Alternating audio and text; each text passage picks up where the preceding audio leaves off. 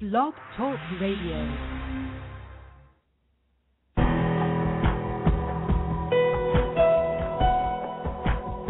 Welcome to our program on Kardec Radio. And now, here's our host, Dr. Vanessa Anceloni. Welcome, dear listener, to Kardec Radio. It's another year for Kardec Radio as we just celebrated our first anniversary this past July 4th. We're so happy because there are many good things happening now. More and more people are joining in to help us, and we have listeners in more than 60 countries.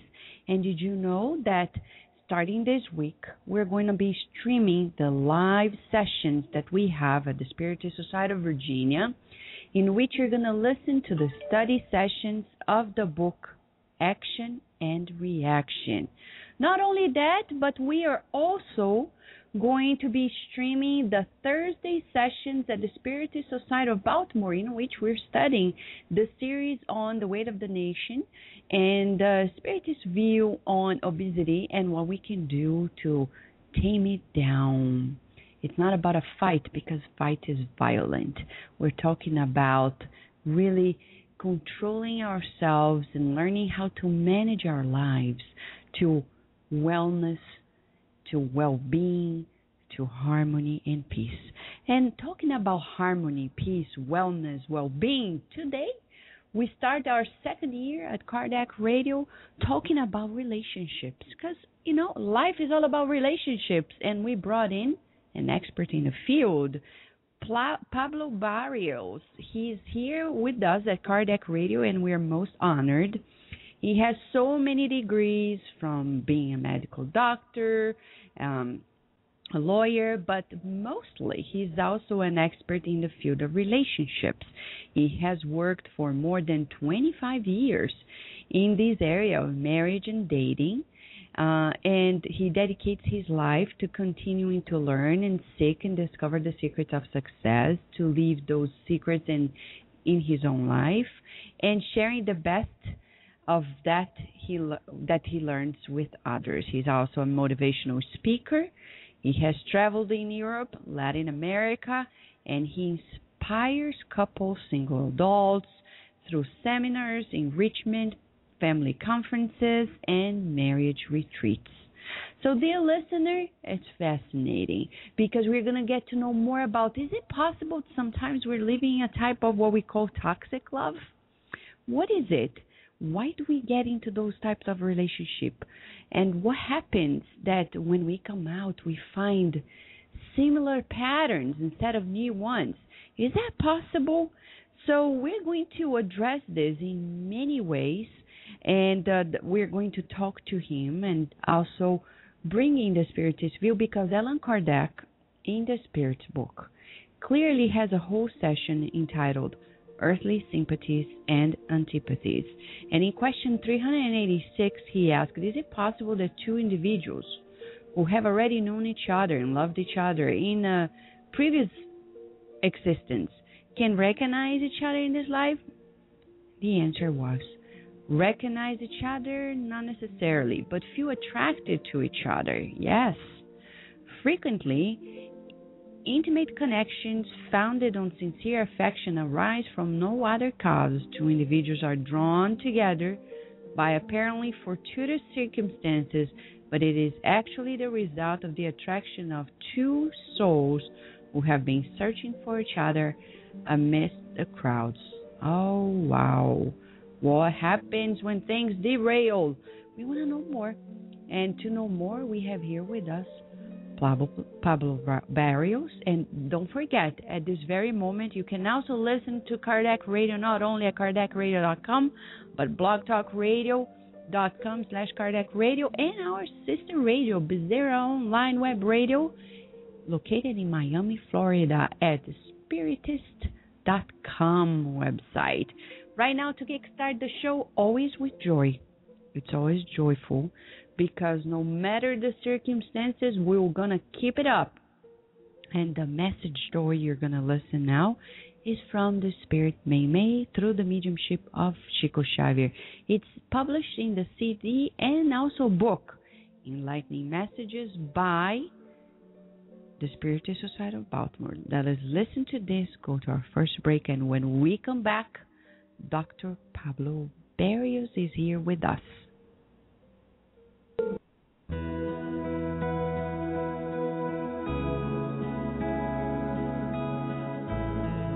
Joy. Joy is the song of the hours when God caresses your passage through the world. Everywhere flowers bloom as smiles of nature, and the wind combs the field's hair with resting music. The water from the fountain is liquefied care in earth's heart, and the small golden grain of sand is a message of joy from the ground. Do not allow, therefore, that your difficulty transforms itself into numbing sadness for others. Even if everything appears to conspire against the happiness that you await, lift your eyes to the smiling face of life that envelops you, and bolster joy wherever you go. Bless and serve always, even among tears. The rose, although subjugated by thorns, still offers its perfume, and sunrise awaits generously for the night to finish in order to renew itself.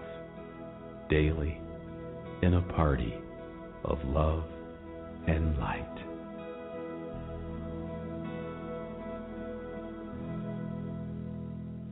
We will return to our program after these messages. Kardec Radio, live every Saturday at 11 a.m. Nourish your soul with Kardec Radio.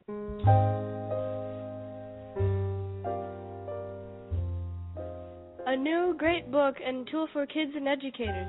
The children's book, Our Father by the Spirit May, psychographed by Chico Xavier, is available for purchase at www.edisayofamerica.com. Buy your copy today.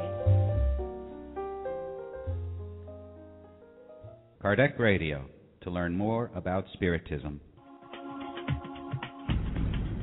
The newest edition of the Medium's book by Allan Kardec is now available. Purchase your copy online or via your ebook reader. Simply go to www.edicofamerica.com today. Nourish your soul with Kardec Radio.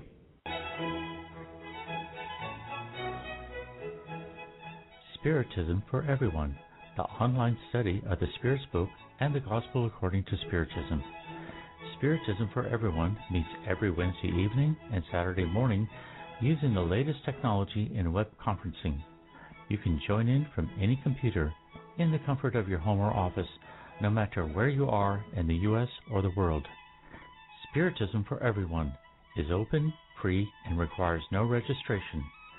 To access the web live meetings, go to www.spiritus.us. Spiritism for Everyone is a program of the United States Spiritist Council.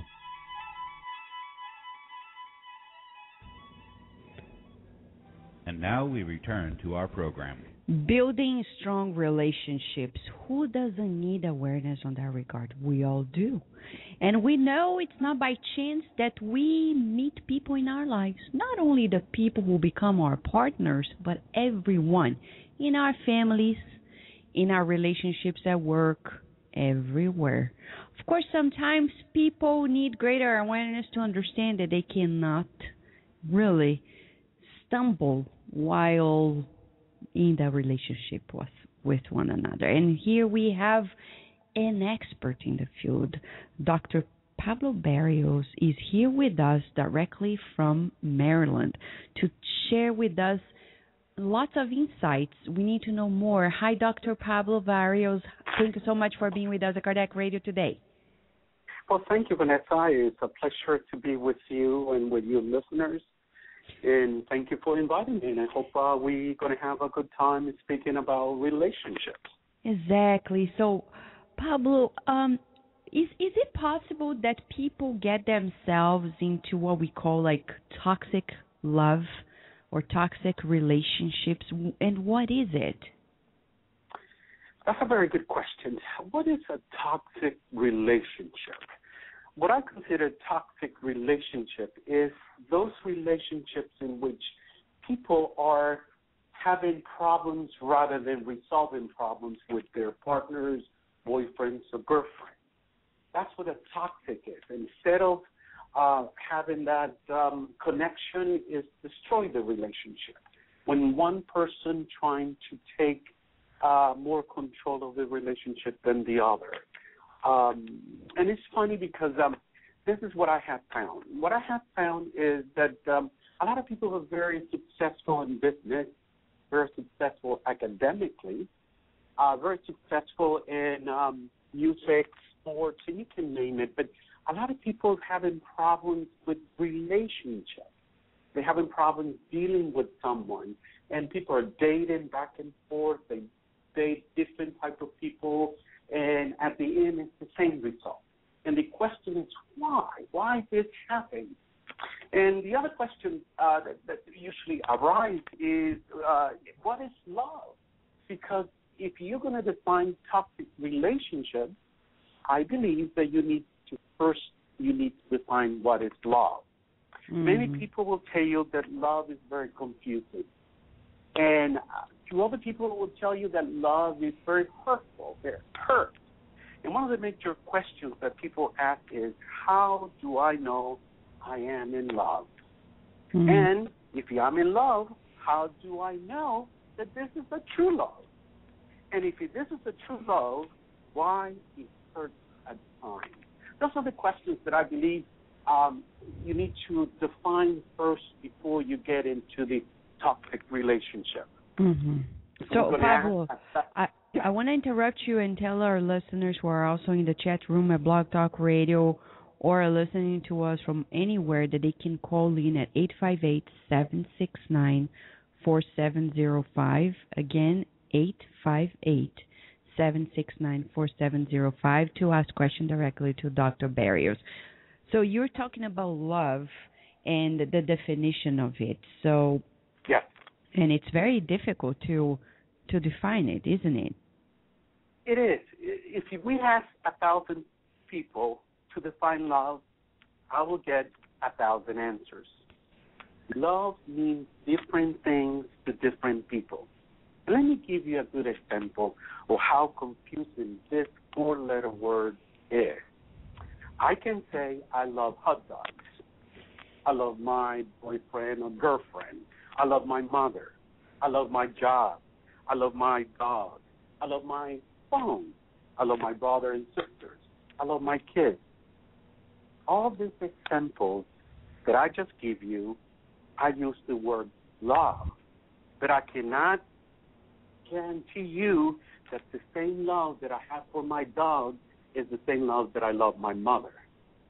The same love that you love your wife is not the same love that you love your telephone or your cellular phone.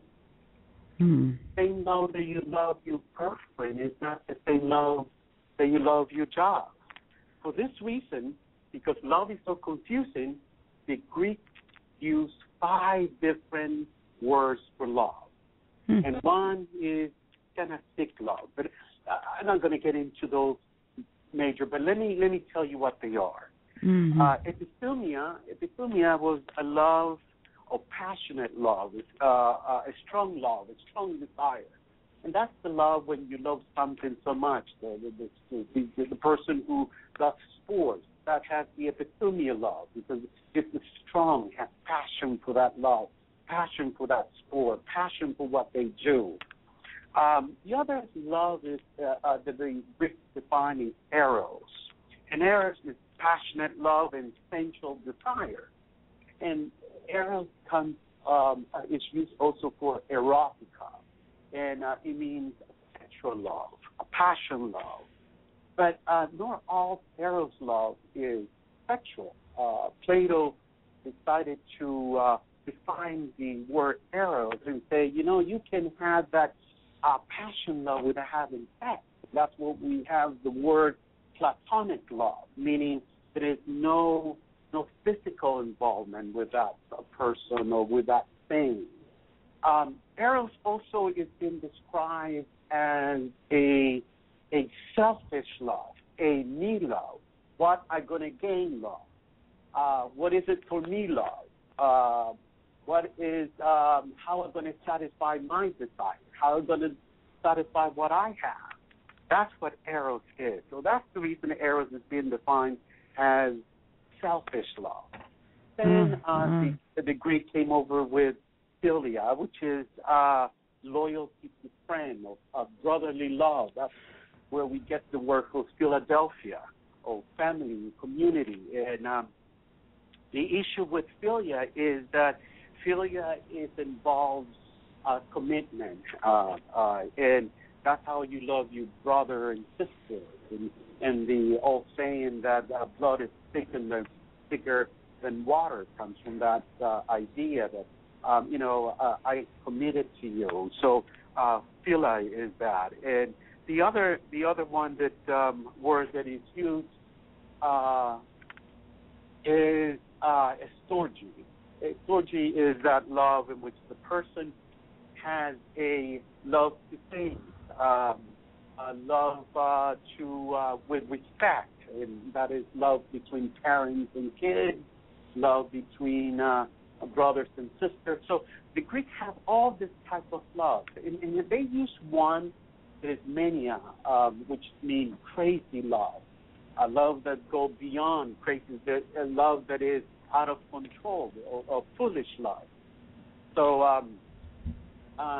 and the reason why they use this is because one word cannot define those feelings that we have. It cannot describe the feelings that we have. So, if we're going to describe love, we're going to find out that the initial reaction when you like someone is not philia love. It is not epithumia love, or storge love, it's eros love, because eros is involved in physical appearance. It's involved with how you look. It's involved with that I like it. You've got to like it. But along the way, if you love that person only with what is it for me, of course the relationship is going to go ruined. And the reason it's going to go ruined is because you don't have a commitment for that relationship. You don't have to make the vows. You have not made the steps to say, I'm not only am I going to love you because of me, I'm going to love you for who you are. Mm-hmm. Most of in my seminars, I ask this question to my audience, and I said, how many of you would like to have a person that loves you regardless who you are? And everyone lifts their hand. Mm-hmm. But that love is called agape love. Mm-hmm. That's the reason in the scriptures, when you go into the Bible, you will find that agape is the love that God showed to his kids, to the world, to you and me.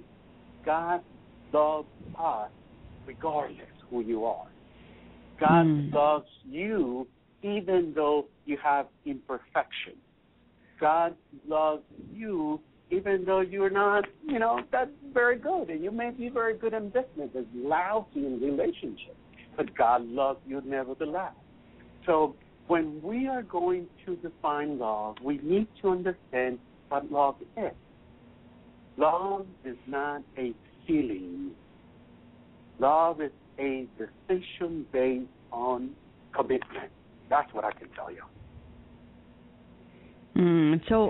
Pablo, the love that also strikes to me is probably one of the ones that will generate toxic love. We guess it's this selfish love as well, because it's like the person looks at the other and says, there are so many advantages for us to being together. And is that right, that this is one of the loves that can really generate toxic relationships? Yes. The eros love is the love that is selfish love, meaning I'm here in this relationship because I'm gaining something out of it. Either because of sex, because of personal gratifying issues, could be because the person is not really in the relationship for commitment but for fun. Those are the type of selfish love. That's the reason love is used also for sex, prostituting yourself. You're there for the money. You're not there because you are in love. So many of the toxic relationships that I deal with goes in the area of eros, meaning they're there because they don't love the person. They may like the person. They may like the benefits that they get from that person, but they're not really committed to the relationship to the other person. They're really not storgy, and they really is not a philia, and it's really not agape love in that relationship. So that becomes toxic, because once you know that the other person is taking advantage of you, because that's what it is, the other person is taking advantage of you, you will feel betrayed. And that's what happens when you lose the spark, when you have a dating with someone. You lose the spark, you no longer feel like, I don't know if I want to date this person. I don't know if I want to continue with this person. Well, that feeling that you have is that Eros is running out of gas. That's what it is. So once you take or suck the benefits out of that person, you got to find somebody else. That person no longer satisfies you. That person, it becomes boring. That's where the conflicts and arguments come, because you no longer feel. And I say, you know what? I'm gonna get rid of you because I don't have any feelings with you anymore. I don't feel like love you anymore. I don't feel like you're the right person for me.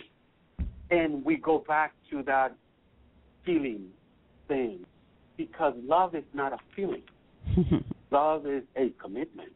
And that commitment that you make with that person is that I will love you even when I don't feel like it. It's like going to work, right?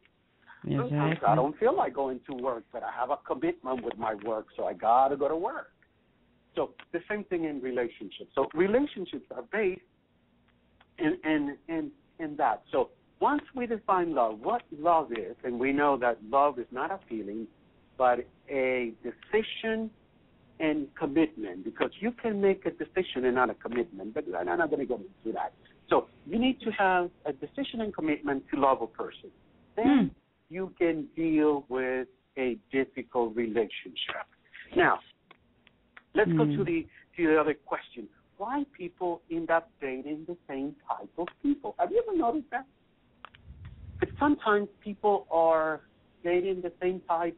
They finish with this one or this girl, that boy, and go back and end up with the same type of person.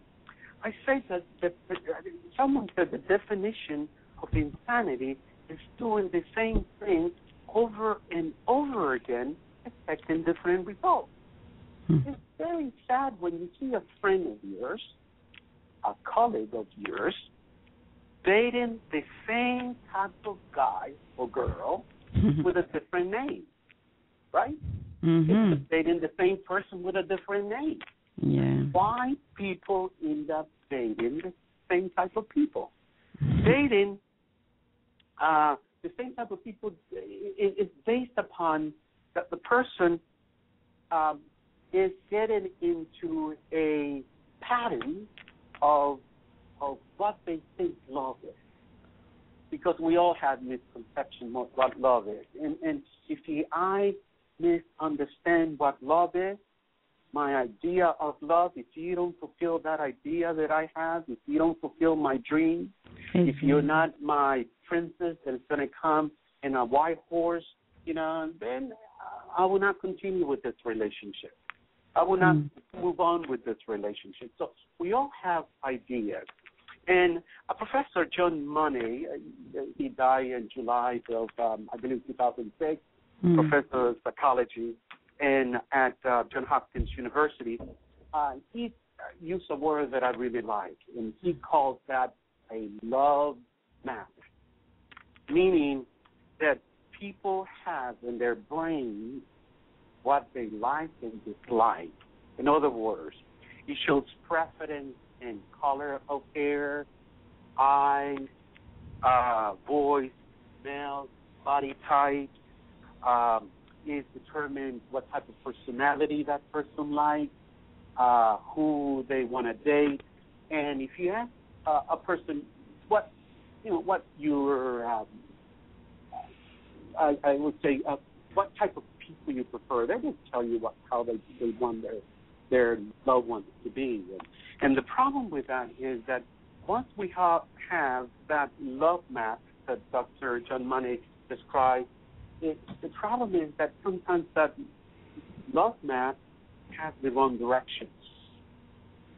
By that I mean that sometimes our idea of who we're going to marry and who we're going to spend the rest of our life is not in par with reality, and that also creates a toxic love, because my ideas of my perfect person or perfect marriage or perfect wife or husband may not be in par of your reality. And Dr. Joy's brother also wrote a book in that area in which she speaks about that we make those love maps based upon our father and mother relationship. And she says that the mothers determine what we want in another person, and father determine how we're going to react to the opposite sex. It may be true in that. That definition, perhaps there may be some truth in that. But the question that I think that we should ask is why we get into this cycle of dating or getting married with the same type of people. Elizabeth Taylor got married quite a few times, and if you go back and study their marriages, you're going to find that most of her husbands have something in common. If you check some of your girlfriends or friends that are dating someone else, you're going to find that they usually end up with the same type of people, and that's what creates toxic relationships. But Pablo, we are going to give a short break. When we come back, we want to go back to one of the issues that somebody is outlining for us, whether or not, as Kardec says, selfishness and pride are the main issues that create problems in relationships. We want to go back to that a little bit more after the break. Is that okay? Yes. All right. So now, dear listener, we go to a break. If you want to call and ask questions to Dr. Barrios, you just dial 858-769-4705. And remember, later in the show, a beautiful excerpt about Professor Revile before Kardec. And then our British friends that were also interviewed by our dear correspondent, Francisca Kranz, also here on Kardec Radio later on, in the beautiful segments about God at Home, Spiritist Moment, and much, much more, including the session about how to teach these principles to our children with Bernadette Leal. Hold on there. We go for a break. When we come back, we have more with Dr. Barrios. We will return to our program after these messages. Enjoy this new release. Reborn for Love, by the renowned Brazilian scientist and researcher on reincarnation, Dr. Hernani Andrade.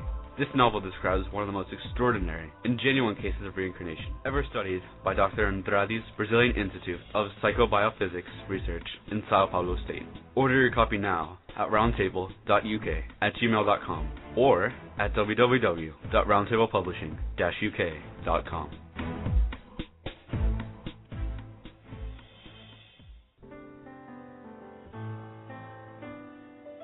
Spiritist Network, your gateway to on-demand Spiritist videos. www.spiritistnetwork.com. Spread the word.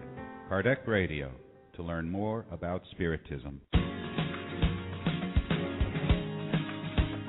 Want to find a good way to explain life after physical death to kids or teenagers? Check out the book Message from a Teen in the Spirit World by the Spirit Neo Lucio and psychographed by Chico Xavier. In this book, a teenager named Carlos explains his impressions on the new life in the spirit realm with his discarnate relatives and new friends. Purchase your copy online at www.ssbaltimore.org.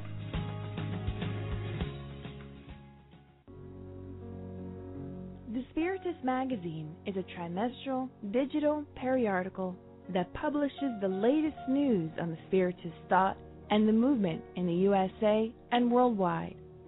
Subscribe now at www.spiritistmagazine.com.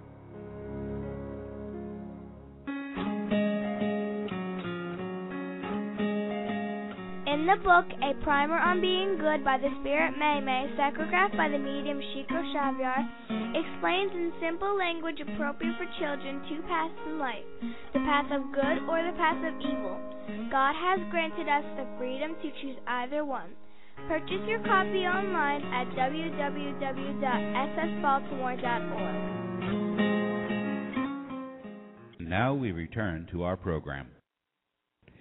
Dear listener, we are here talking about how to build strong relationships. As Allan Kardec said to us, question and answer 386, it has everything to do with previous lives. But even though we get into sometimes toxic relationships, and Dr. Barrios is here as an expert in the field to tell us more about what are these other features that actually can create these disturbances or these problems in our relationships. So, Dr. Barrios, we were just sharing with you that Kardec shares with us as well that selfishness and pride are the main stumbling blocks for humanity. So when you talked about eros love, if we got it right, the selfish love, you would say it's towards that line. It's about what do you get for me that I need, and then of course when the other one finds out that you're being somewhat abused, then problems mount and escalate to higher levels. So we're also talking about abuse, right? Yes. You have right. Eros love is selfish love. It's that love that is interested in the person who's, going to get satisfied and how I'm going to get satisfied. But also toxic relationship is not only the concept of not understanding what love is, but also has to do with the person. The old adage, it takes two to tango, meaning that it's two persons involved in a relationship. One may have eros love, and the other person may have some other different false ideas of love. And that can bring a toxic relationship. But you're right. Toxic love usually ends up in abuse, either emotional abuse, physical abuse, and sexual abuse. And once you analyze that, we need to determine why people will stay in toxic relationships. How come some people will put up with some of the outrageous actions and feelings and being hurt over and over again? When we go to the Bible, we find a phrase from Jesus when he was asked the following question. What is the greatest commandment? That was the question that they asked him. Jesus responded and said, the greatest commandment is love God with all your heart, with all your mind, and with all your soul. Love God as thy love yourself. Meaning that if you're going to love someone, first you need to learn to love yourself. So a lot of people, they don't love themselves. They have their own conceptions, their own ideas of who they are. At core value, toxic relationships are the result of not loving yourself, and the second one, not having a good self-worth, meaning that the root problem many times is that the person feels, you know what, I'm not that pretty, I'm not that smart, I'm not that great, little old, little chubby, little skinny, and so I got to put up with abuse because otherwise no one is going to love me. No one is going to be, around me. And those are some of the problems because the person has the wrong perception of who they are. What is their self-worth. And toxic relationships, if we go deeper, a little deeper than that, we will find that people who are abused in a relationship, they have the wrong perception, not only of love, of themselves, but actually of the world. And I say actually of the world because they don't see the world as you and I see it. Let me give you a good example. I have been in giving conferences in churches, and in some of the churches it's taught that the woman should submit to their husband, and they should be able to do it because they got to love Christ, they got to love God, and because they got to love them, you need to put up with an abuse, and that is the wrong perception of the world. Sometimes religion is involved in the area of misconception of how much we should love and if we're going to stay in a relationship or not. But when we search the scriptures, the Bible, we'll find out that God has not created you or me to be abused. God has not created us to be a victim or for someone to take advantage of you. Actually, the scriptures or the Bible speaks about protecting yourself and talks about in the Old Testament about females or males being protected, being cared for. So in a relationship that is toxic, that has the wrong perception of the world, wrong perception of who they are, sometimes that's the reason they end up in relationships that they don't work and become poisoning and hurting. And the other area to add to that is that people also who are hurt will hurt others. And I say that I said hurt people hurt people. In other words, if you are hurt, you're going to hurt someone else. And the people that you hurt the most is the people you think you love the most. And Pablo, as you're saying this, as we're talking about hurt, being hurt, etc., why is that, for example, have you noticed when you practice medicine or in other circumstances in counseling that there is a correlation between these difficult relationships and the decline of the health of the people in that relationship? Yes. Remember, we are body, mind, and soul, right? And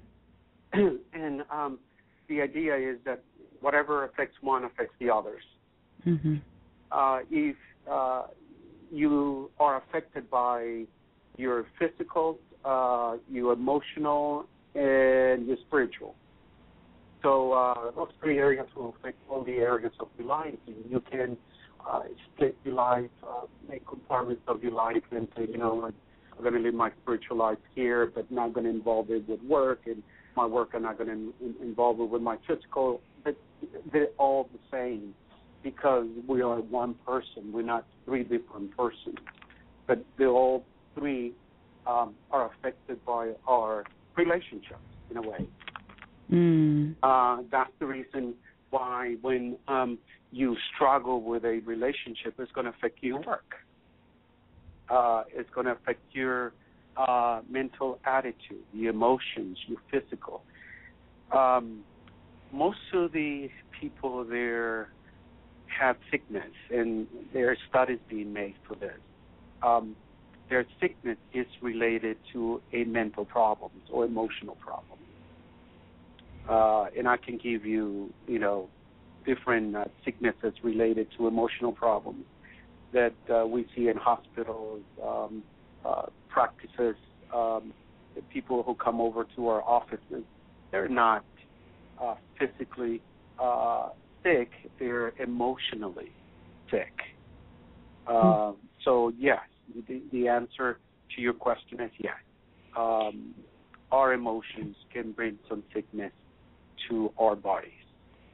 Exactly, and this is what was actually a question by Kirsten DeMello, and unfortunately she's out of her routine today, but she texted this question to ask to you. And the other thing is about the fact that we sometimes tend also to repeat patterns of abuse or whatever it is, like selfishness, etc., that we've been through and we've seen our parents going through. Is that possible as well? Yes, very good question. We got to make a difference between patterns and types. Okay? Because patterns are a list of things that we expect or do, and type is the type of person you dated. Every person dates one type of person, meaning types can sometimes be fantasy, attractions, what they like and dislike. That's not a problem. Type is not a problem. The problem that we have with type sometimes is when someone is dating the same type of person and getting the same type of results. That becomes a problem. So the problem may not be in the type of person they're dating, but the patterns that they have regarding relationships. The best way to enjoy dating, if we're going to put in those words, is not to have a type. We all have preferences, but we need to wire our net and determine, I may be dating the wrong type. I may have the wrong perception. I may have the wrong pattern of what I expect in a relationship. So that needs to be questioned to determine if your toxic relationship is based upon the patterns that you have and the types that you're dating. It makes sense to us. So, Pablo, we also have somebody else asking a question to the possibility that why is that we get into relationships willing that it really works, but we disregard you're talking about the love map by Dr. Money, but but we tend to disregard what is important. I've seen many relationships fail because what is important for one seems to be, disregarded completely by the other one. And it doesn't look like there is any evil in that, saying that person is disregarding what is important for the partner, but it seems like totally unawareness. So what is it, naiveness, inexperience? Is it possible that also immaturity can bring some form of problems to a relationship? Yes. The problems that I find, if you analyze it, I'm more, a student of human behavior more than an expert, I guess. But when you study people's relationships, you will see that sometimes the person has once again the wrong notion of what love is, and not only the wrong notion, but the wrong pattern of what is to expect in the relationship. And if that is an issue, they need to see at themselves and figure out why they are drawn to those type of relationships. They need to do introspection and to determine what why they are drawn to those type of people. I can give you some of ideas how to determine if you are the problem or the other person is the problem. And let me give you some. Let me give you 2 points, perhaps, because of time. The first one: do an inventory of all your present and past relationships. And when you do an inventory of your present and past relationships, determine what happened. As far as you can go, it may be the first one, the first love that you have. Determine why attracted you to that person. Determine how long that relationship lasts. Determine why you end up that relationship. Those are the 3 questions that you need to do, because that is going to start revealing some patterns in your life. So do an inventory of all the relationships that you had. The second, once you do that, find the patterns in your life. First, list the name of each person in a column who had a romantic attachment. Second, sit down and describe their physical attributes, hair color, build, eyes, just describe it. Third, write down their personality. What type of personality do they have? Fourth, describe if they were introvert, extrovert, passive or active, warm or cold, intimate or distant. Determine those, because remember, the objective of this is to determine patterns and see why you're attracted to those type of patterns or the type of relationships that bring that toxic relationship that we have been talking about. Third, describe more specific why the relationship ended. Who was the initiator in this relationship? Who was the dominant in that relationship? Who was in control of the decisions in that relationship? Who ended the relationship? And once you start going deeper and deeper in those, you will find that most of the problems is not the other person. It's you. And what I say is poisonous is not a poison until you drink it. And most of the time, you may be the problem that brings that toxic relationship. May not be the other person. The other person perhaps has a good intentions, but once you bring your wrong ideas, expectations, what the relationship should be, may be having some problems with yourself. So you need to determine why you acting in this relationship the way that you're acting. Once you find out those questions, most likely will be able to work with yourself. Now, most of the abusers and abusees in a relationship suffer from low self-esteem. Okay? So they need to work in their self-esteem. They need to deal with some areas of their life first, because once you have a very healthy relationship, it means that you have a very good self-esteem. So both go hand by hand. It makes sense to us. So you're talking about the importance of self-knowledge. So it's about to improve our relationships, we need to improve our self-knowledge as well.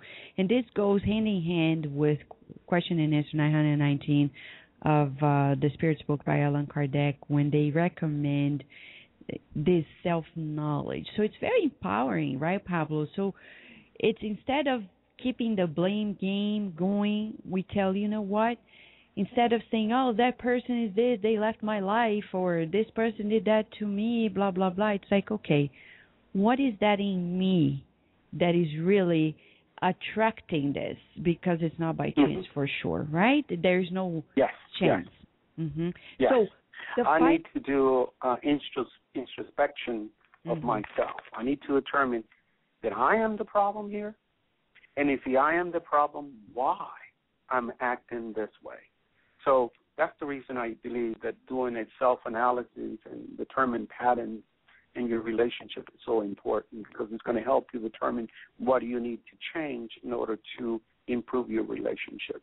And if you're dating the same type of person, sometimes that's not a problem. But if you're dating the same type of person, you're getting the same type of results, that's what the problem is.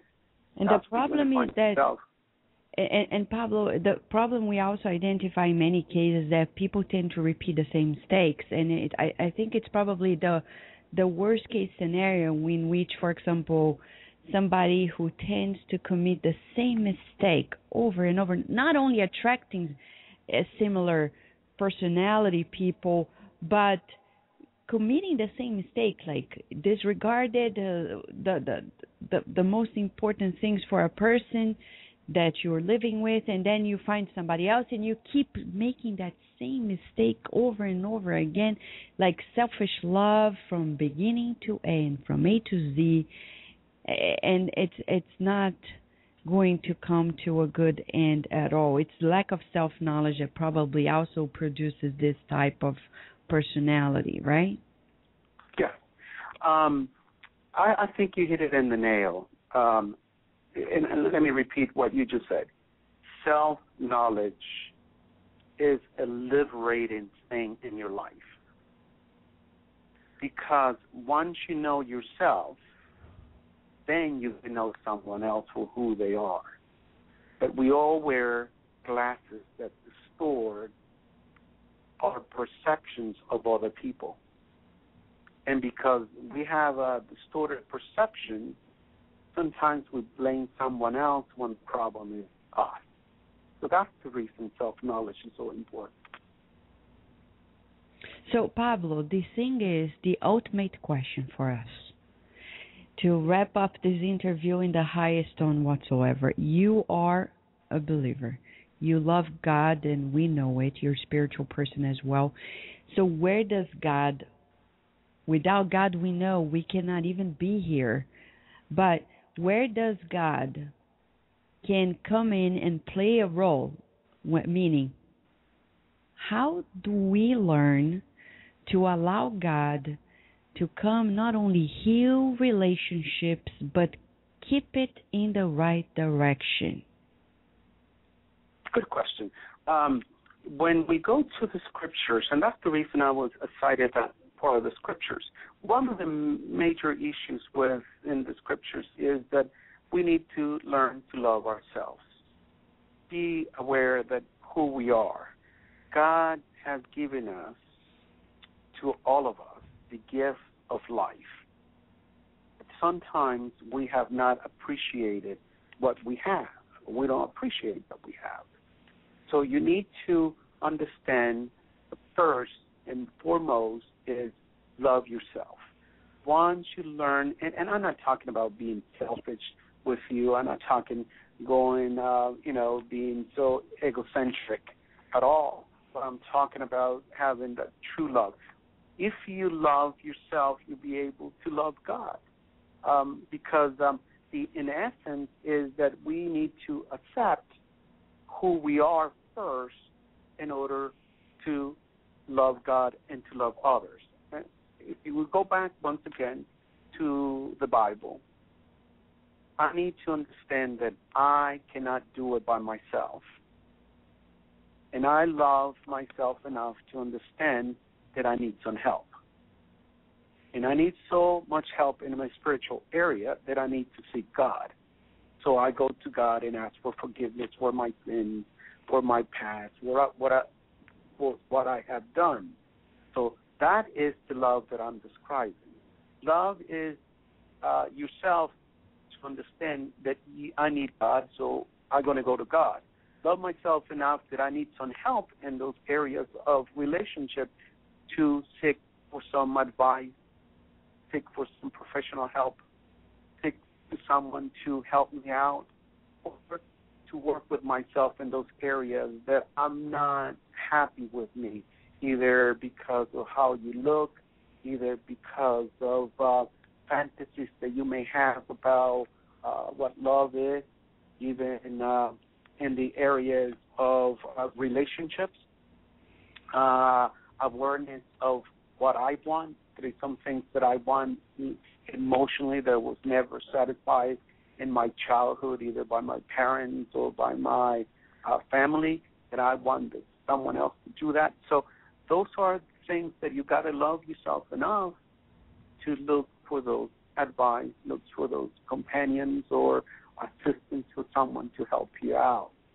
Mm-hmm. God is important because God gives us the direction and the understanding of love, that agape love that I was telling you in the beginning.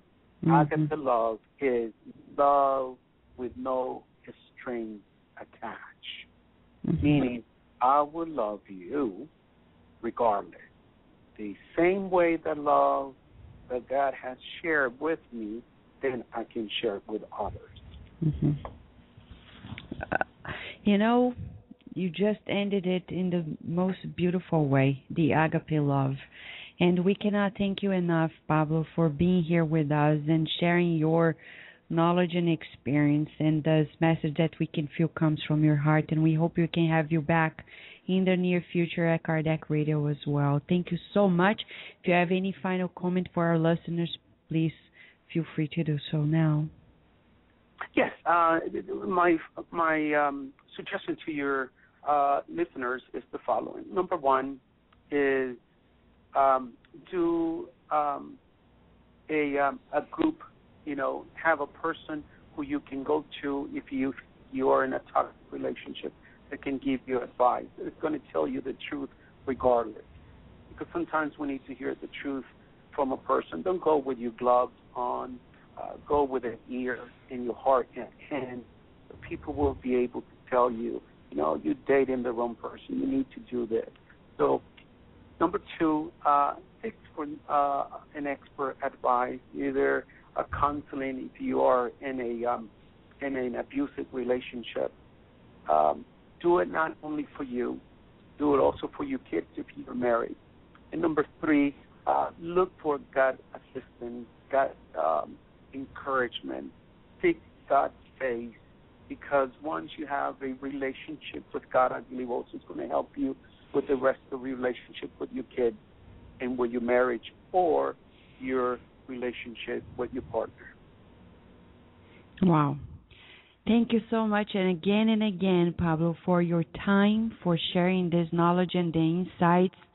We hope these can really help everyone who is listening to us to build stronger relationships and sharing with their family members and friends as well. Thank you again, Pablo. Well, thank you for inviting me, and thank you for your audience who allow me to speak to them. Thank you. So, dear listener, we have here lots of insights. And, Spiritism is also here to help us. That's why we're here at Kardec Radio, nourishing our souls, and we're so honored to having had the presence of Dr. Pablo Barrios. If you want to talk to him, email us at kardecradio@gmail.com or kardec@kardecradio.com. And I'm sure as soon as we forward your message to him, he's going to very quickly be addressing your questions, your requests, and, there's so much to know. I know, and we're going to bring him back for sure. And in the book, The Spirit's Book by Allan Kardec, in his comment to question 982, Kardec said, the belief in the Spiritist thought helps our self-improvement by ensuring our ideas regarding certain points about the future. It hastens the advancement of individuals and the masses because it enables us to ascertain what we will be someday, making it a support and light to guide us. Spiritism teaches us to bear our trials with patience and resignation and turns us away from doing things that might delay our future happiness. Through its teachings, it contributes to our future joys and has never stated that we may not attain to that happiness without it. It's amazing because, dear listener, we're getting to know here that at each and every relationship, we're planting seeds, present and future. What we want to reap: happiness, harmony. So we shall plant it today. Let us shift from the selfish love and get into agape love. Of course, we need help. That's why the law of society is a divine law. Alone, we cannot achieve it. That's why we had here Pablo Barrios with us, giving these insights. Go Google a little bit more about him and also about Dr. Money's theory on love map, which is quite interesting because it goes hand in hand with what the enlightened mind shared with Kardec in answer to question 919. It's all about self-empowerment, self-knowledge. We need to do this introspection to empower our relationships as well. It's not by chance. We need to leave the realm of the role of a victim to really get to know more. Why am I attracting that type into my life? Why? There is a reason. We go for a short break now, and we have a lot more. So hold on. There is a lot more there. You want to hear what our British Spiritist friends are talking about Kardec? After the break, we're going to share it with you. Also, we have here Dr. Marco Magalhães and Joyce Magalhães talking about who was Kardec before he actually came about as Kardec. After the break, we'll listen to this and much, much more. We will return to our program after these messages. Kardec Radio, live every Saturday at 11 a.m. Nourish your soul with Kardec Radio.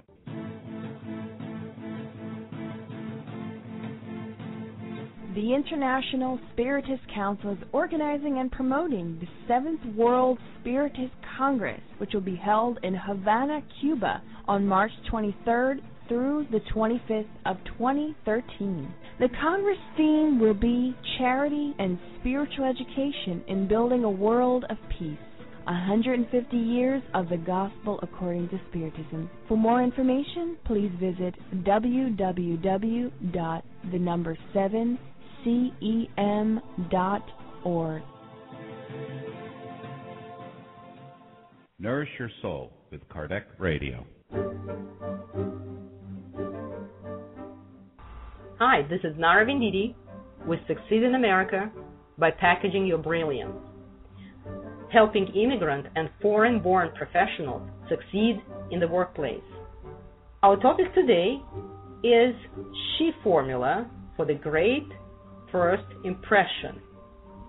To help you remember the important points in making a great first impression, always remember the SHE formula.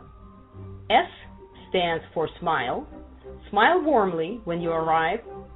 Americans like to deal with friendly people. Smiling in the U.S. is not only a standard greeting, it's a sign of friendliness. H, don't forget the handshake. If your handshake is weak, the recruiters and employers will assume that you are lacking in confidence. In the American workplace, people put high value on confidence in their employees. If the handshake is too long, more than a couple of seconds, or too firm to the point that it may hurt, people may become uncomfortable. And thirdly, E, eye contact. Maintain eye contact. This means looking the interviewer in the eye, but do not stare. Use the SHE formula to always remember to smile. Not only to smile, but to shake hands and make eye contact with your recruiter. This is Nara Venditi with Succeed in America by Packaging Your Brilliance. If you have any questions, please call me at nara@succeedinamerica.com. That is NARA@SUCCEED in America.com. And thank you for listening.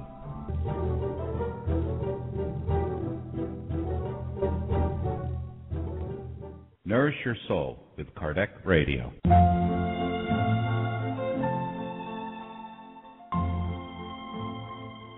Jesus' teachings brings joy to all, including to other children and teens. Now available in English, The Gospel According to Spiritism for Young Adults. Enjoy the universal moral code and create a happy life for you, my friend, no matter your age. It's never too soon to embrace it. Buy your copy today at www.sgny.org.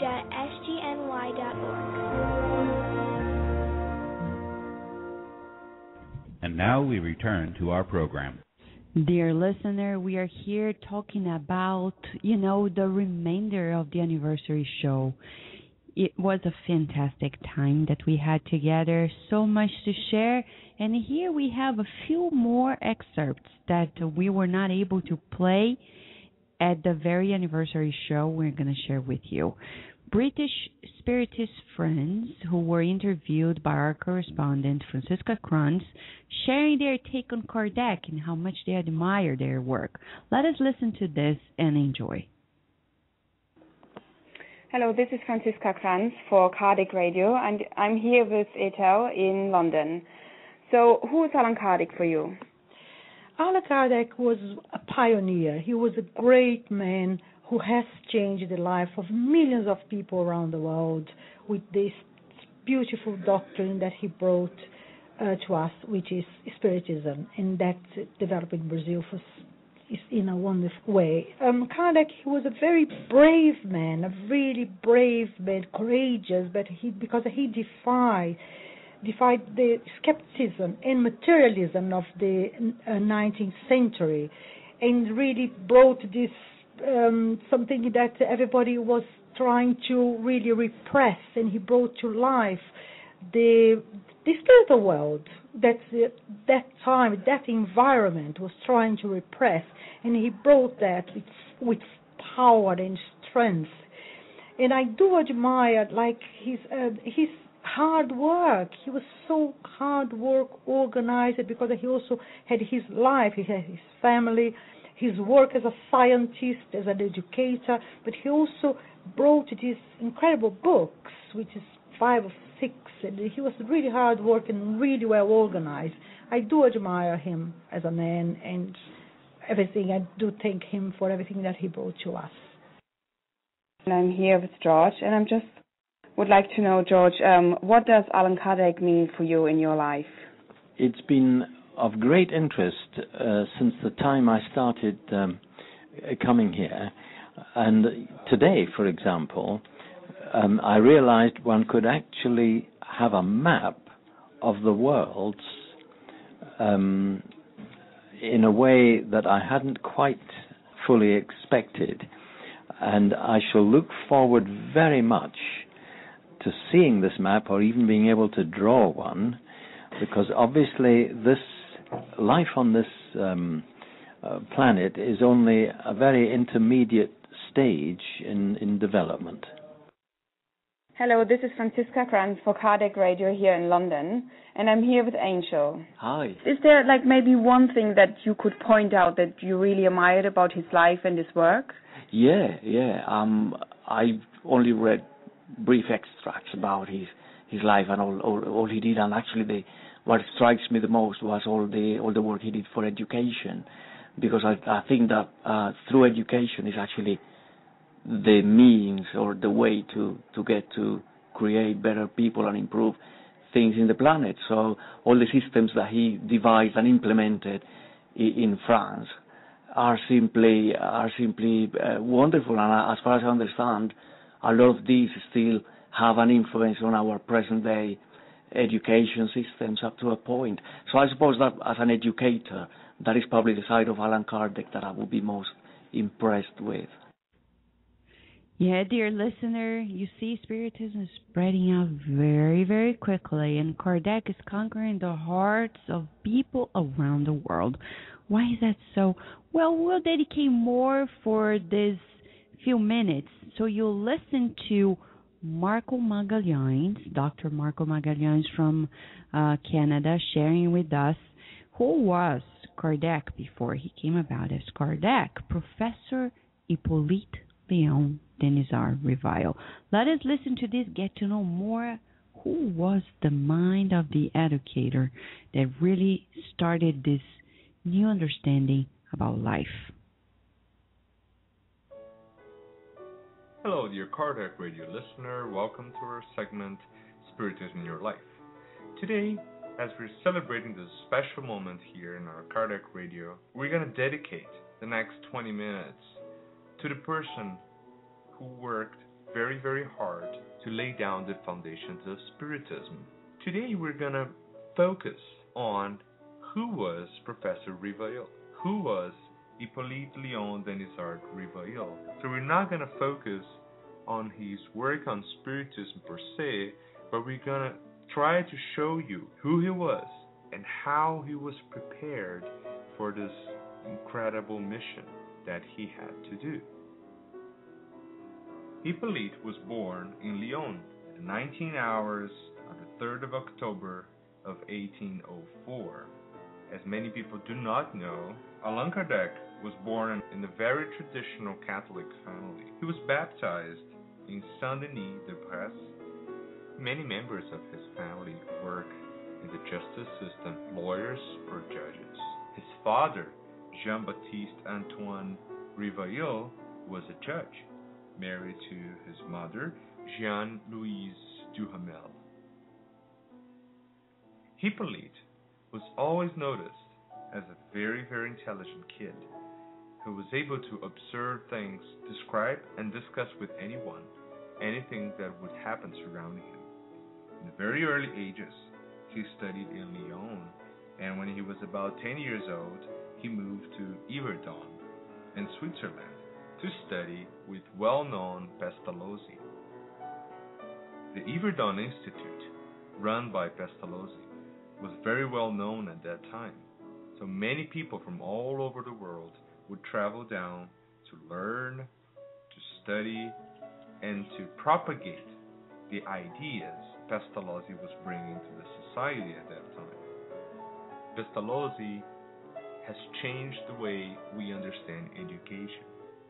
Many very well-known writers, naturalists, scientists, philosophers, they all have either visited or studied at the Yverdon Institute at that time, including, for example, Carl Ritter, which would later on start our understanding of modern geography. Yverdon Institute has shaped humanity. Pestalozzi's new principles for education included the concept of intuition, where children had to bring from their inner thoughts some of the ideas that were important during learning. He would also propose that time of learning is not the time of judging or criticizing. Everything would have to start from the simple to the more complex, gradually, as the kid gradually evolves. Another very important concept that Pestalozzi brought to education is that one's individuality is sacred and should be respected by the educator. The idea of education for him was not to overload kids with information, but actually discover within them their natural abilities, talents that we could help develop. One of the most important topics he raised, though, is that relationship between educator and student has to be ruled by love. There are many other important concepts brought up by Pestalozzi that we can certainly describe in more detail in another segment. At that time, there were about 150 students in this boarding school, and about 50% of those were coming from different countries, even some from the United States of America and Brazil. They would study about 10 hours a day from 6 in the morning to 8 p.m. with different activities including classes, crafting, physical activities, and free time. The main idea behind all this is that the student was actually supposed to search for answers himself. Even professors from different parts of the world would travel down to the Yverdon Institute in order to learn these new techniques and study. Pestalozzi and the Yverdon Institute have been through different difficult and good times in history. And what's interesting enough, at one point Pestalozzi would have poor kids and also wealthy students under the same roof. And that was a big problem for him because parents did not like it and ended up removing the wealthy kids from his institution. Considering the religious teachings at that time in the institute, many of the professors teaching at Yverdon had this Calvinist or Lutheran background, although Pestalozzi himself was not strict to any of those interpretations and would rather think that religion is more related to morality and love. And although he was Christian in his ideas and actions, he would occasionally criticize some of the interpretations of mainstream religions at that time. So, dear listener, this is just for you to have an idea on the environment and the scenario where Rivoal was raised and educated. Hippolyte Rivoal returned to Paris in the early 1820s, and after being dismissed by the army since he was an instructor at that time, he started to work on his first book. That was published in 1823, and it was called The Practical and Theoretical Course on Arithmetics, based on methods of Pestalozzi. And may we all remember that he was only 18 years old when he published his first book. Rivoal was a teacher and a translator on many different areas, including mathematics, physics, chemistry, astronomy, physiology, and anatomy. Some of the most important things that Rivoal brought back from the time he was studying at the Pestalozzi Institute were the principles on which he thought kids had to study and to learn and to live by. And you'll see how important the influence of these ideas into the shaping of Spiritism later in his life. The first principle he published was that we should cultivate kids' natural observation instincts, drawing attention of everything that surrounds them and learning from it. The second principle is that we should cultivate intelligence, allowing everyone to find their answers by themselves. The third principle, always proceed from the well-known to the unknown, from the simple to the complex matter. The fourth principle, avoid any mechanical learning activities, allowing students to rationalize, think, meditate on everything they learn. The fifth principle, allow students to feel, see, touch, observe everything and the truth. And finally, only allow people to memorize things that are already learned and understood.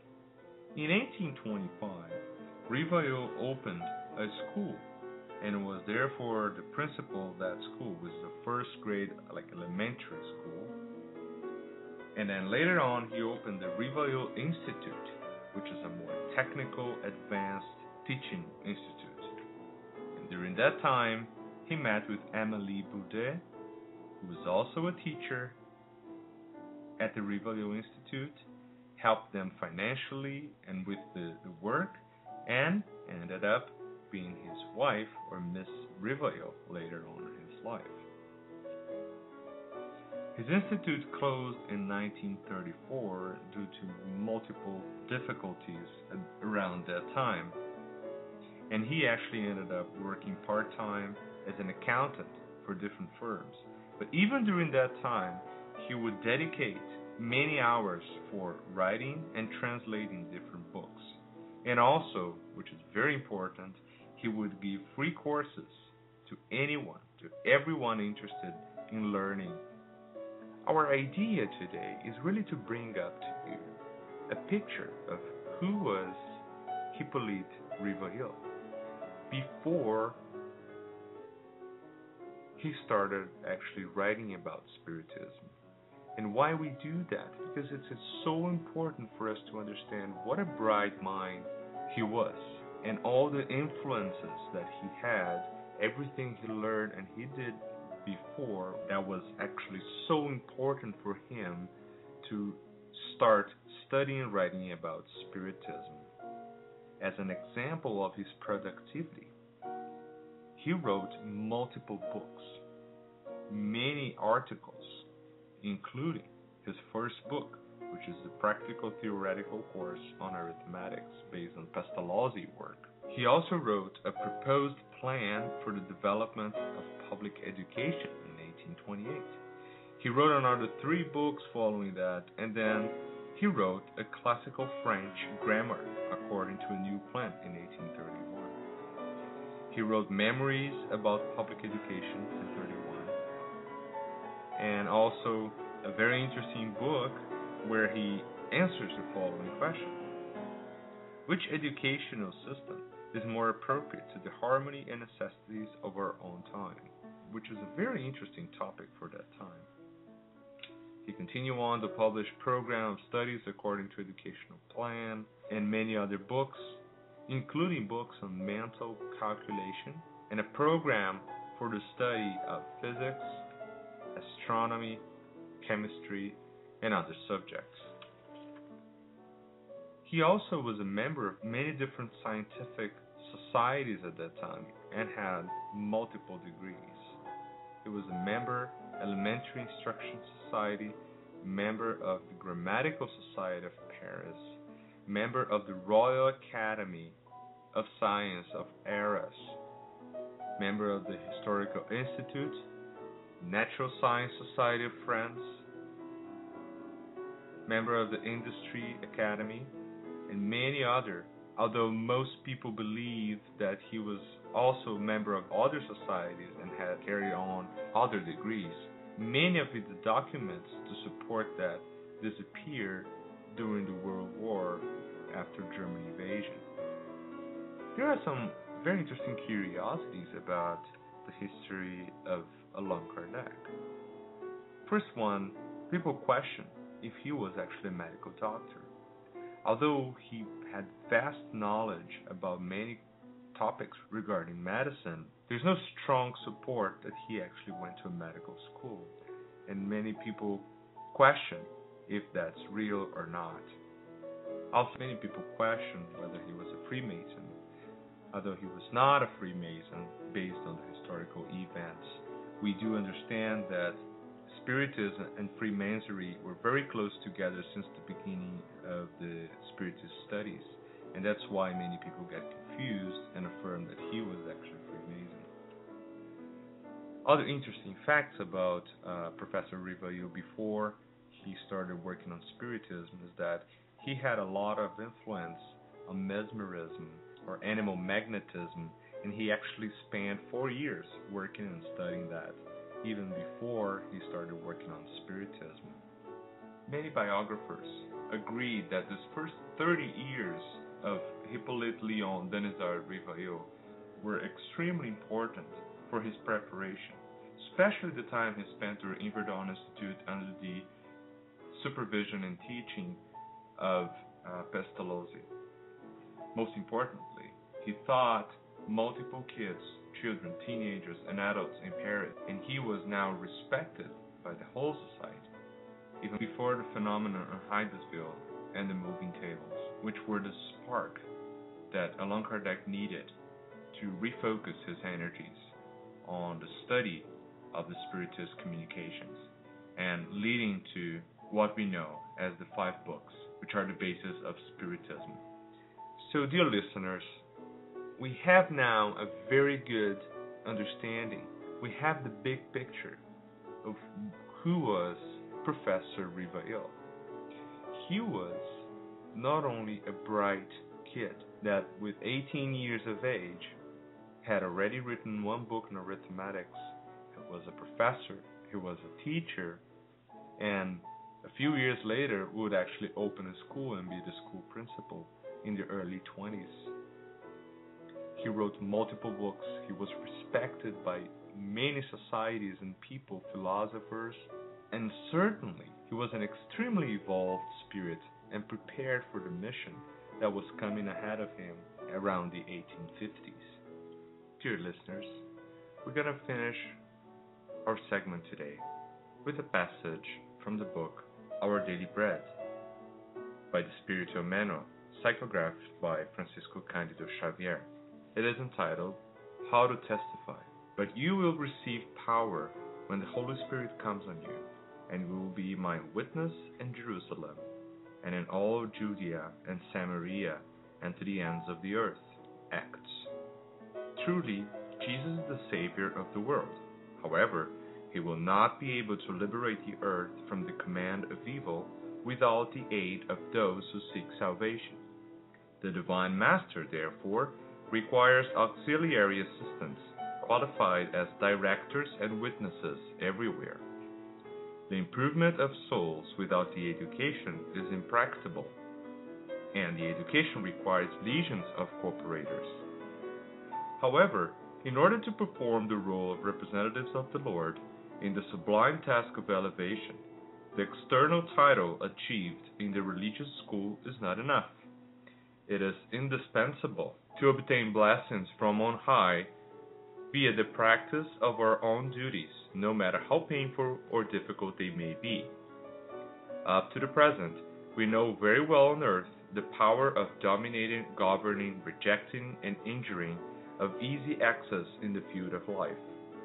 But few individuals make the effort of being deserving of the celestial power of Jesus, of obedience in teaching, of loving, constructing for goodness, of waiting, working, and assisting unselfishly.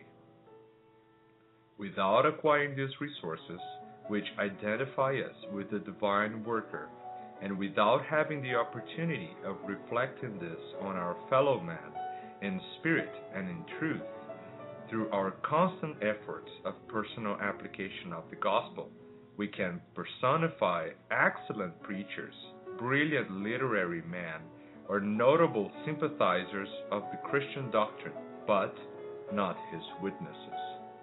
So, dear listener, thank you very much again for spending these minutes with us. We hope you enjoyed the show, and let us all at this moment remember this great man that used his observations, all his knowledge, his scientific background, and an open mind and a big heart to put together all this beautiful work that we study today. Thank you very much, my friends, and God bless us.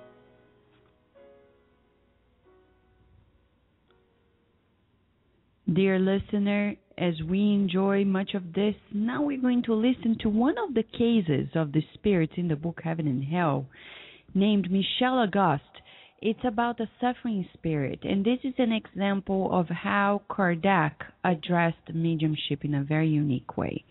He did not address mediumship in the way many people do today, for self-interest or for money interest or financial gain or anything or status. He was not a medium himself. He was mostly an educator and a researcher, but he addressed spirit phenomena and spirit communication from a therapeutic perspective.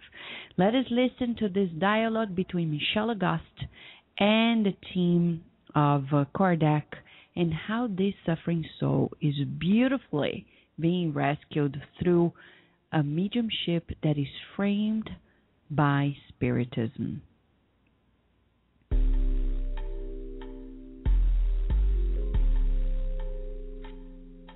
Michel Auguste. Michel was a rich young bon vivant who enjoyed the material life, largely and exclusively. Although he was intelligent, indifferent toward serious matters was his characteristic trait. Non-threatening, good rather than evil, he won the hearts of his companions in revelry because of his qualities as a man of the word. He did no evil, but he did no good either. He died as a result of a fall from a carriage during a ride. He was evoked a few days after his death by a medium who had known him indirectly, and he gave the following series of communications. March 8th, 1863. I have only just managed to separate from my body, and it's difficult for me to talk to you. The terrible fall that caused the death of my body put my spirit in a great state of confusion. I'm anxious as to what will become of me, and such uncertainty is cruel. The dreadful suffering my body experiences is nothing compared to this confusion I find myself in. Pray that God will forgive me. Oh, what pain. Oh, have mercy, my God. What pain. Goodbye. March 18th. I have already come to you once, but could only speak with difficulty. I am still in great pain right now as I am communicating with you. You are the only medium whom I can ask for prayers that God's goodness may draw me out of this confusion. How can I still be suffering when my body doesn't exist anymore? Why does this horrible pain, this terrible anguish continue? Pray, pray that God may grant me repose. Oh, such cruel uncertainty. I'm still connected to my body. It is with difficulty that I see where I'm supposed to be. My body is there, but why do I remain there? Come and pray over my body so that I can be rid of that cruel prison. God will forgive me, I hope. I can see the spirits around you, and it is with their help that I can talk to you. Pray for me. April 6th. It's me again. I've come to ask you to pray for me. You absolutely have to go where my body is lying so that you may beg the Omnipotent to ease my suffering. I'm suffering. Oh, how I'm suffering. Go there, you've got to, and say a prayer to the Lord that He might forgive me. I see that I could be more at peace, but I keep returning to the place where they buried what used to be me. The medium had at first neglected the spirit's request to go and pray over his grave. However, he went there later and received his communication. May 11th. I've been waiting for you. I've been waiting for you to come to where my spirit seems to be stuck to its shell. It's so that you might beg the merciful God that His goodness may ease my suffering. You can help me with your prayers. Don't stop, I beg you. I see how contrary my life was to what it should have been. I see the wrongs I committed. I was a useless being while in this world. I didn't make any good use of my facilities. My wealth only served to satisfy my passions, my taste for luxury and my vanity. I only thought about the pleasures of the body and not of those of the soul. Will God's mercy ever descend upon me, a poor spirit who is still suffering from his earthly wrongs? Pray for Him to forgive me and free me from the pain that still afflicts me. Thank you for having come here to pray for me. June 8th. I can speak, and I'm thankful to God for allowing it. I have seen my wrongs and hope that God will forgive me. Shape your life always according to the belief that animates you, for it has reserved a future repose for you that I still don't have. Thank you for your prayers. Until another time. The spirit's insistence that the medium pray over his grave is a remarkable peculiarity, but is reasonable if we consider the tenacity of the ties that held him to his body, and how long and difficult it was for him to disengage himself due to his materialistic existence. We understand that when offered close to the body, prayer might exert a sort of powerful magnetic action in assisting with the separation. Mightn't the widespread custom of praying over dead bodies have come from an unconscious intuition to this effect? In such a case, the efficacy of prayer would achieve both a moral and physical result.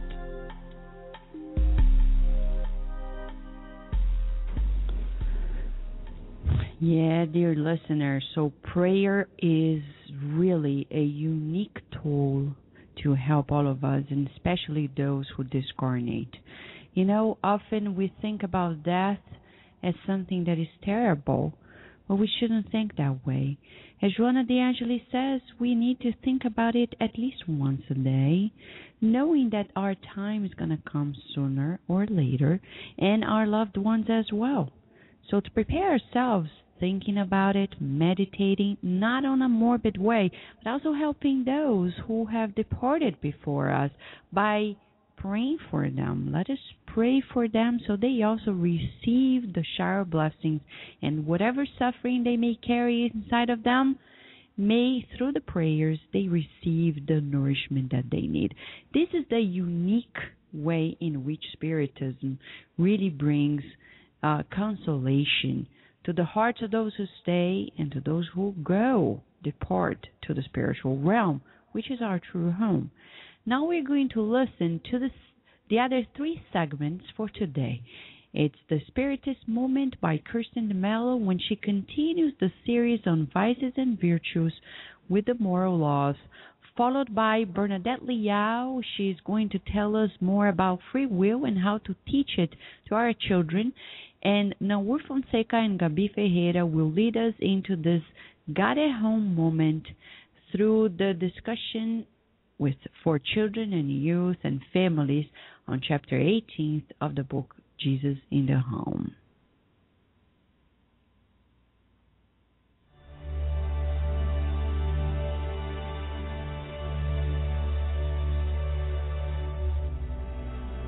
Hello, dear Kardec Radio listeners, and welcome back to the Spiritist Moment. We continue to enjoy the shower blessings brought to us by the Spirit's Book, codified by Allan Kardec, with the divine collaboration of the Spirit mentors and guides of that time, and it still persists to this day in guiding us in general through these teachings in the Spirit's Book. Well, we continue on in our series in the 3rd part of the Spirit's Book that refers to the divine or natural laws. We go to question 644, and it's quite interesting. We talk about in psychology this idea of nature versus nurture. And the spirits are so wise that they really go into that, and they explain to us that there is such a thing. Now, they don't use the same terminology, but as we read the question and answer 644, we learn that indeed our surroundings do affect and are the reason for many vices and crimes, but the spirits also let us know that some people choose to live in certain surroundings as a trial in order for them to gain merit in resisting evil. Because let us remember, dear friends, in question 641, we learn from the Spirit's Book that there is virtue in resisting evil. So, we learn that it is good to exercise this, because we know that merely not doing evil isn't necessarily good, but in the circumstances in which we have to push ourselves to resist it when the opportunity arises. And we learn about this in the Spirit's Book. And even more interesting is question 645. We see in question 645 that sometimes evil can seem irresistible. Well, when does evil seem irresistible? When it's enticing, when this evil is an evil that may seem covered up, for example. Let us tell a short joke that we once heard at a Spiritist talk by the Brazilian Spiritist medium, Divaldo Pereira Franco. And he tells this joke about a man that dies, and when the people of heaven and the people of hell, and he's confronted with both, and he sees that the people who were in quote-unquote hell, they were having a party, and everybody was having a good time, and he looked over to where heaven was, and people were just quiet, sitting around, living on clouds, so to speak. So he decided, you know what, heaven looks kind of boring. So he said, you know what, see you guys, I think I'll check out this other place downstairs. So he goes there, and the elevator opens up, and yet he doesn't see anything. And once the smoke clears and he walks beyond, he looks for the party and he doesn't find it. And he realizes that it actually is a really bad place. And when he goes to look for what might be called by some the devil or a bad lower entity, and he says, hey, I saw a party going on here earlier. What happened? And he said, that's just false advertisement. And so it's kind of funny when we think about it, but we learn that sometimes evil has this illusion of being good, and in fact, it is not, and the spirits tell us that. They tell us that in question 645, that evil is not irresistible. It does have a draw, they say, and we quote, the spirits say, a draw, but it's not irresistible. And even amidst an atmosphere of vice, the spirits say, we can find virtues, and we also can develop virtues, we learn in question 644, by resisting the evil we encounter in our lives. quite interesting for us to think about, dear friends. In our day-to-day lives, are we confronted with temptations? Sometimes they are small temptations that others don't really recognize, but we ourselves, since the laws of God are written in our conscience, we know in our thoughts. And we learn that in the Spirit's book, the only time we are entirely free, the Spirits tell us, are in our thoughts. So throughout the day, dear friends, let us be more conscious of our thoughts, to not fall into temptation, and be more aware of how we're feeling, to be more coherent and congruent with what we say and what we do in our day-to-day lives. And let us not forget the most important tool that we have is prayer. Prayer to have courage to resist our negative tendencies when the opportunities arise in our lives. Prayer to have courage and strength to endure our hard times also, and to not give up. And with these thoughts, dear friends, we encourage you to go and read the Spirit's book and do your own personal study and enrich your soul and your life and the lives of many others. And as always, we wish you many blessings.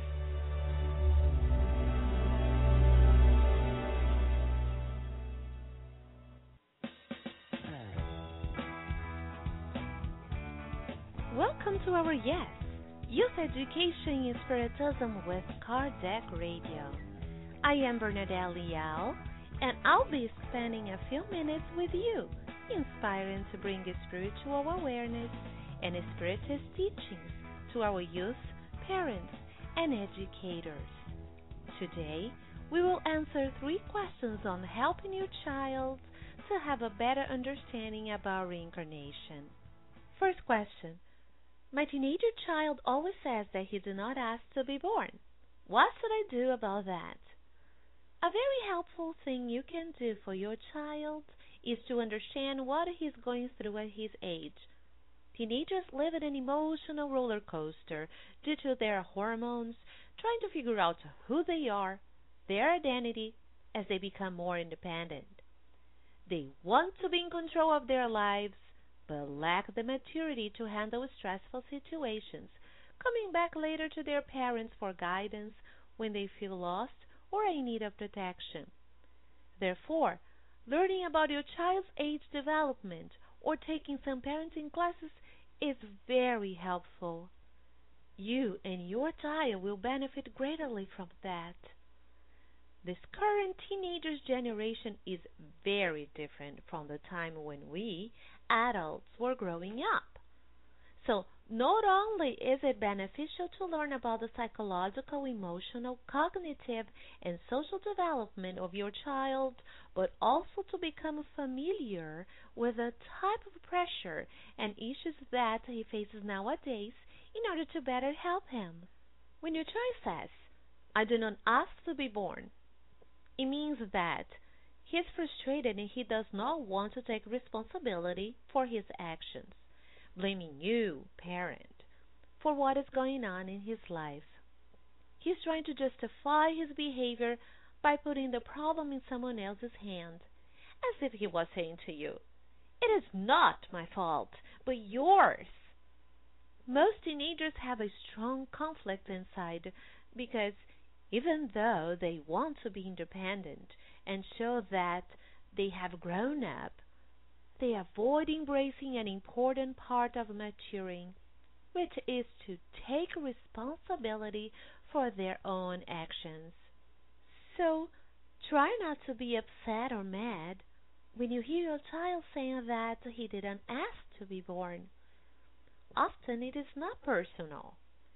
A positive approach of handling this situation lies in acknowledging your child's feelings by calmly saying, I understand that you feel this way because you are upset and frustrated. I see it right now, but I do think differently.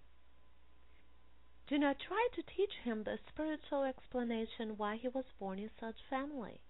He probably will not listen. This is not the right time. His spirit needs to be open to listen about the spiritual matters. So, do not engage in any discussion that may trigger an argument. And we definitely encourage you to pray. prayer is a powerful tool that can amazingly calm people's hearts and raise confidence in your parental skills. After all, God trusts your parenting potential. Second question: how can I explain to my child about his past life connections with the members of his family? Well, before you start talking about why your child was born in such family and how he asked to be born, conscious or unconsciously, while in the spiritual realm, it is important to give him the foundation, which means talk to him about reincarnation. After that, you can talk about family ties. Chapter 14 of the Gospel According to Spiritism has great teachings about this topic.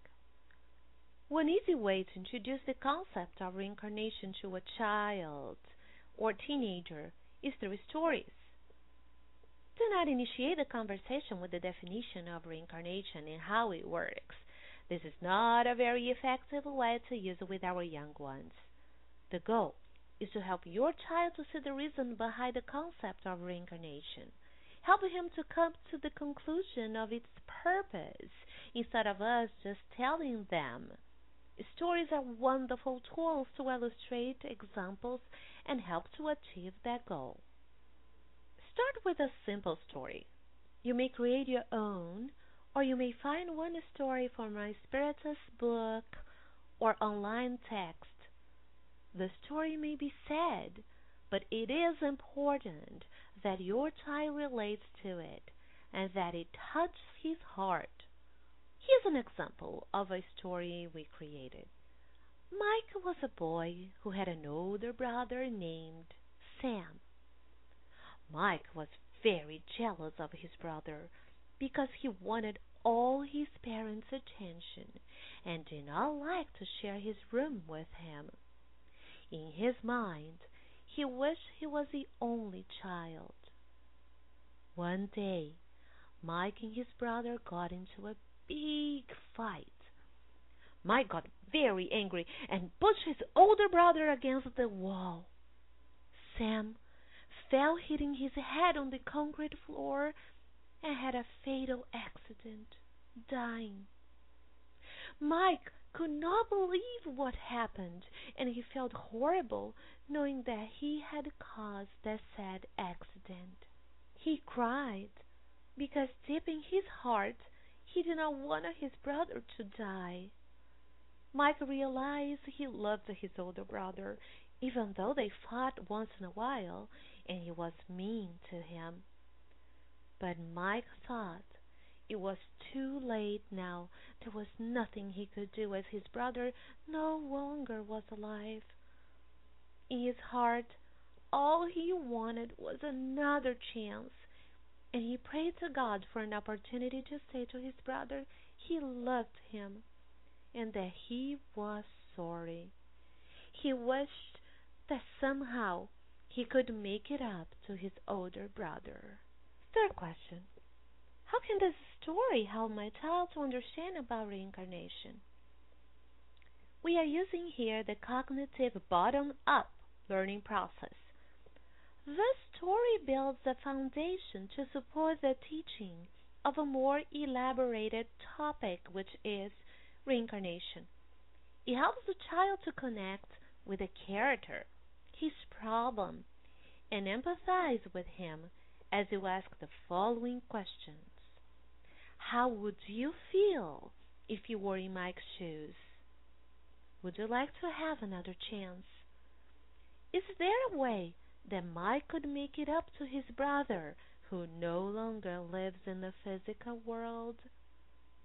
If you have noticed, in any moment we mention the word reincarnation in the story, because we want the child first to reflect a little bit about what happened, and then slowly, through a logic sequence of questions and answers, lead the child to think about ways which would be possible for Mike to be with his brother again and make it up to him.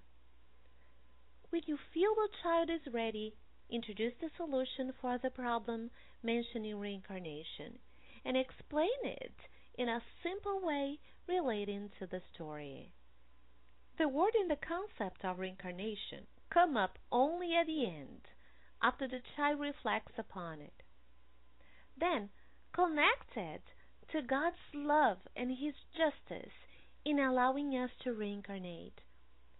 This simple and short story has wonderful lessons in which you can explore not only the topic of reincarnation, but the immortality of the soul, forgiveness, and how our poor actions and choices can have serious consequences as well.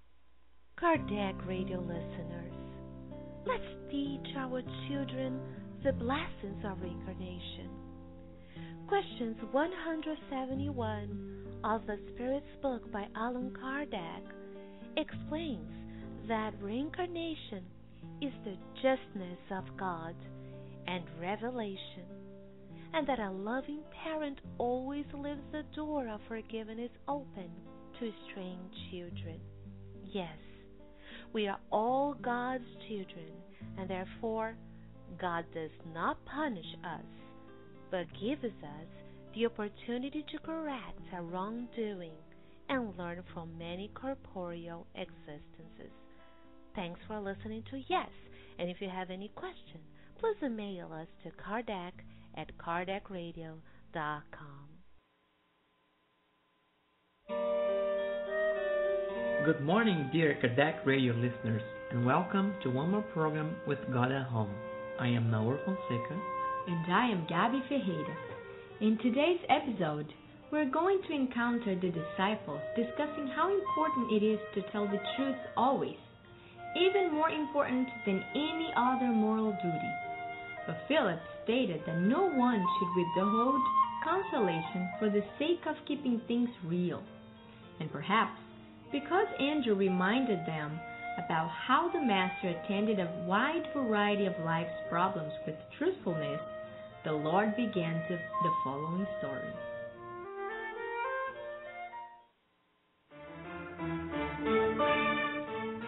There was once a devoted head of a family who bravely struggled to gather enough resources to support his home. After enjoying a long period of abundance, overnight he found himself poor and deserted by his best friends because of an enormous business disaster. The unfortunate man was unable to withstand the blow that the world had dealt his spirit, and he died a few days later. Left to fend for herself, the brave widow dried her tears at the feet of her 6 young children and gathered them around their old table. She could see that they looked completely overcome by sadness and discouragement. Surrounded by so many tears and woes, the woman thought and thought. And then she went into a room and came back with a small wooden box that had been cautiously locked, and spoke to her kids with a tone of certainty. My children, we're not really in such dire straits. In this coffer is a valuable treasure that your foresightful father left for you. It contains enough wealth to bring happiness to us all. However, the largest saving accounts in the world disappear if they aren't nourished at the fount of honest and productive work. It may be true that your father left us heavily in debt when he was laid to rest, but shouldn't we try to regain our precious legacy through hard work? Let's use our time to improve our lot, and if you would agree with me, we will open the box at a later time, unless the demand for daily bread becomes unbearable. A bright smile of happiness and comfort appeared on all their faces. No one disagreed with the mother's suggestion. The following day, the 6 youngsters courageously got busy. Making use of a large piece of rented farmland, they zealously planted wheat in an impressive act of collaboration. With such a demonstration of devotion, the family had paid all their debts in 6 years and had acquired an enormous piece of land in the country. Their father's name was once again crowned with the honor and good fortune it deserved. When they had accumulated far more assets than had been lost by their father, one particular night they met with their mother in order to find out what was in the box. The old woman very carefully brought them the coffer, smiled happily, and opened it without much effort. Much to her children's amazement, inside the box there was only an old parchment with the beautiful words of Solomon on it. A wise son makes his father glad, but a foolish son makes his mother sad. The treasures of ungodliness can never be enjoyed, for righteousness delivers us from dying in evil. The Lord does not allow the righteous soul to go hungry. However, He rejects the harvest of the unrighteous. He who works with a deceptive hand becomes poor, but the hand of the industrious enriches them for all eternity. The youngsters looked at each other with unspeakable happiness and gave thanks for the unforgettable lesson that their loving mother had given them. Today's lesson is about encouragement. Telling the truth is not always easy for those who have awakened inside their hearts the duty of charity and compassion. Yet, every day, we are invited to criticize our colleagues at work, or reprimand a child, or warn a subordinate. How can we do this safely?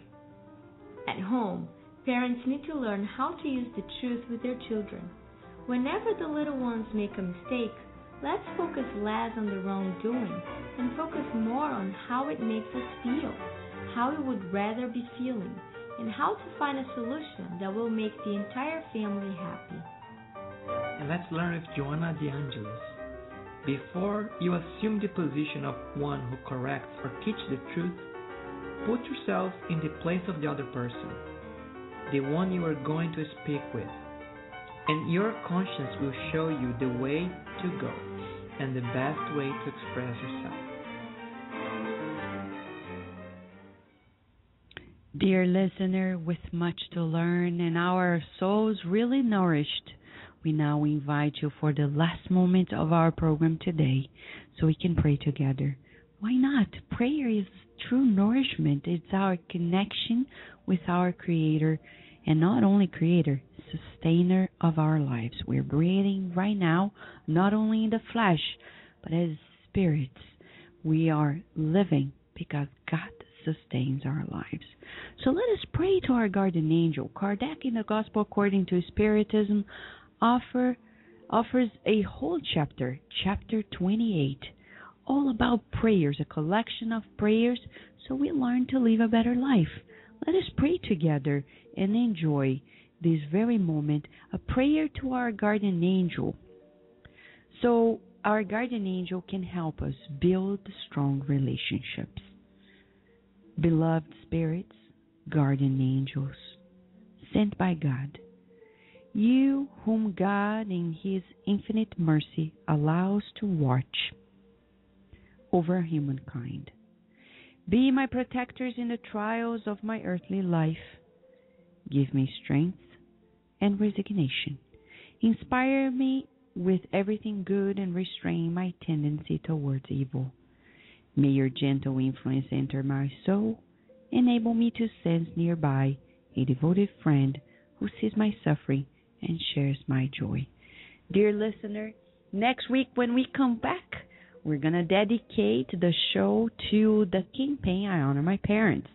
It's going to be the expertise of the spiritist and also family therapist Gilberto Rustis from Florida. He's going to be here with us talking about how we can conquer parental unity. It's so hard for parents sometimes to educate their children because one thinks there is a better way than the other, and then the whole educational system collapses. How can we conquer that unity? Gilberto Rustis is going to be here with us, and in the following week we're going to have here Dr. and Professor Stafford Batty talking about the book No Solar and comparing it in a beautiful scholarly way with a novel that he received also about the afterlife. It's about the splendor of the afterlife. We have a lot to share with you, and if you have any questions, suggestions, comment, please don't hesitate to call us or to email us at kardecradio@gmail.com or kardec@kardecradio.com, and check our website, kardecradio.com, and we have a lot of good news for you. And many blessings to you and your loved ones.